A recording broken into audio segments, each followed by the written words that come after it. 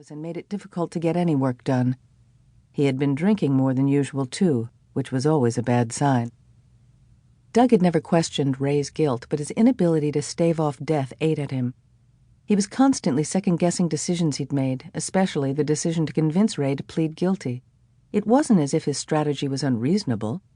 He'd consulted several lawyers who handled death cases, and most had agreed with his plan. The older, experienced attorneys had convinced him that winning a death case meant keeping your client alive. The evidence against Ray was incredibly strong, and Doug had gambled that Ray's acceptance of guilt and his spotless record would sway the jury in favor of life in the sentencing phase of the trial.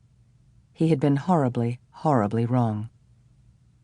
Doug worked on the day of the execution, but he didn't accomplish much. Before leaving for the prison, he ate a light dinner, put on his best suit, a clean white shirt, and his nicest tie, and even shined his shoes. He wanted a drink badly, but he limited himself to 1 glass of scotch. Doug was going to be sober at the execution. He figured he owed Ray that. At 9:30 p.m., Doug parked in a lot several miles from the prison. The location of the lot had been shrouded in secrecy to keep all but a select group of reporters from finding the witnesses who were to be shuttled to the penitentiary. Ray and his mother were the last of a small family, so thankfully there were no relatives waiting. Doug noticed a group of government officials standing off to one side.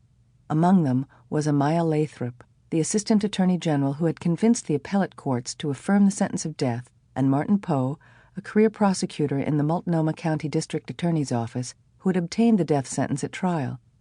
Jake Teeney, the deputy DA who'd second-chaired the case, had moved back east 2 years ago. Lathrop had always seen the case as a debate about issues of constitutional law far removed from the gore through which Doug and the prosecutors had waded in the courtroom, so Doug wasn't surprised that the AG nodded his way, while Poe studiously avoided looking at him. Marge Cross drove up moments after Doug parked. She was a short, chunky brunette with the courtroom demeanor of a pit bull who had been unmarried and fresh from a clerkship at the Oregon Supreme Court when she second-chaired Raymond's case. Marge had been dead set against the guilty plea, but she'd never criticized Doug after the verdict of death, and had second-chaired 2 other cases with him after Hayes. The attorneys had talked about driving to the prison together, but Marge's 2-year-old daughter had come down with the flu, and she'd had to stay with her until her husband finished teaching a class at Portland Community College.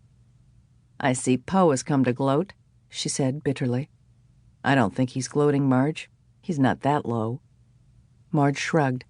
"You're entitled to your opinion, but he and Teeny were snickering all through the trial, and I heard they celebrated with some of the other Neanderthals from the office after the sentencing hearing."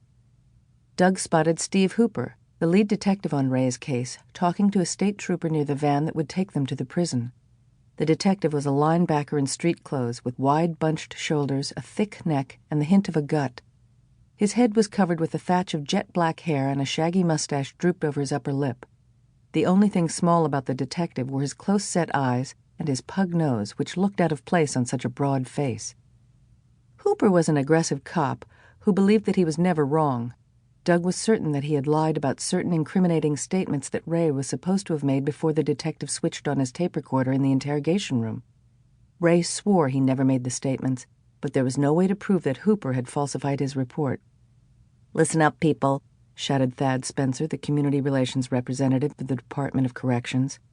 "We'll be heading out in a minute. Just a reminder, there will be medical people standing by in the viewing room in case any of you need help, and there's no talking permitted after you enter the viewing room. Any questions?"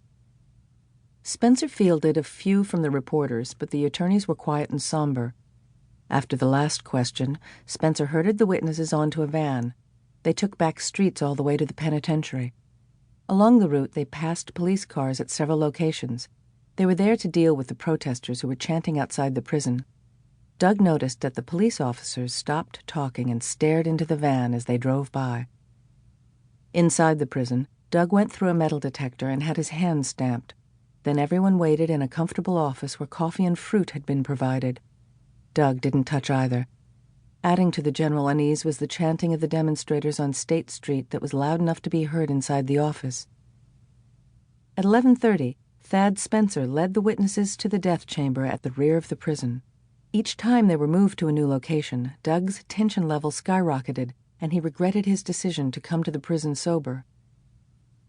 By the time the witnesses were led into the death chamber, it was a little after